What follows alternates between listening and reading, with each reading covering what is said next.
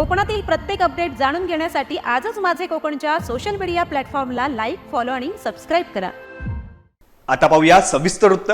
Konkan railway मार्गावरती गेल्या काही महिन्यांपासून मोठ्या प्रमाणावरती वाढलेल्या चोरीच्या घटनांना आता आळा बसण्याची चिन्ह दिसत आहेत।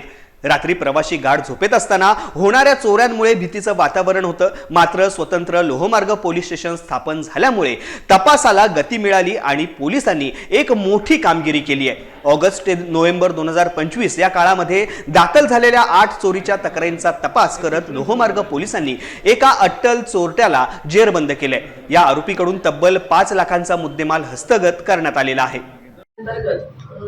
ऑगस्ट ते नोव्हेंबर या दरम्यान दिवाण खावटी आणि सापेबांबे या रेल्वे स्थानकांदरम्यान जेव्हा कोकण रेल्वेच्या काही गाड्या काही साईडला थांबलेल्या असताना त्यातील झोपलेल्या प्रवाशांच्या अंगावरचे दागिने आणि त्यांच्या लटकवलेल्या पर्स वगैरे यासारख्या गोष्टी खेचून घेऊन आरोपींनी गुन्हे केलेले होते।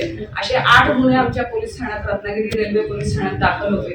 तर त्या गुन्ह्यांच्या अनुषंगाने आम्ही तिथले CCTVच्या आधारे आरोपींचा शोध घेतला आणि तांत्रिक तपासाच्या आधारे आमच्या स्थानिक गुन्हे शाखा आणि पोलीस ठाणे याचे अधिकाऱ्यांनी त्या गुन्ह्याचा तपास केला आणि त्यामध्ये आम्ही एक आरोपी जो आहे तो दिनांक 30/11/2025 रोजी अटक केलेला आहे। त्याला आता दिनांक 10 डिसेंबर पर्यंत पोलीस कोठडी मिळालेली आहे।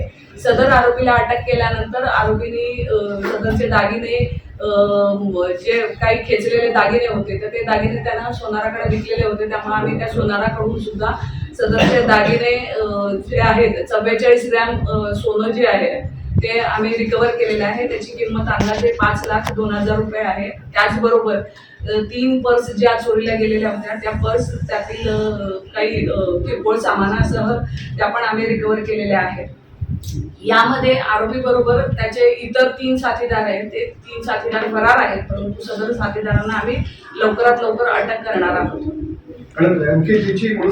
सदर आरोपी हे आपली रेल्वे साईडला थांबलेली असताना जे डबे अंधारात आहेत अशा डब्यांच्या खिडक्यांच्या जवळ एक आरोपी खाली वाकलेला असतो आणि दुसरा आरोपी त्याच्या खांद्यावर उभा राहून खिडकीपर्यंत पोहोचतो आणि त्या खिडकीमध्ये जे काही झोपलेली महिला किंवा अडकवलेलं सामान असेल तर ते महिलेच्या किंवा जे काही पुरुष नागरिक जे कोण असतील त्यांच्या गळ्यातील चेन किंवा मंगळसूत्र हे खेचलं जातं किंवा लटकवलेल्या बॅगा ह्या तिथून खिडकीतून काढून सोडून दिल्या जातात।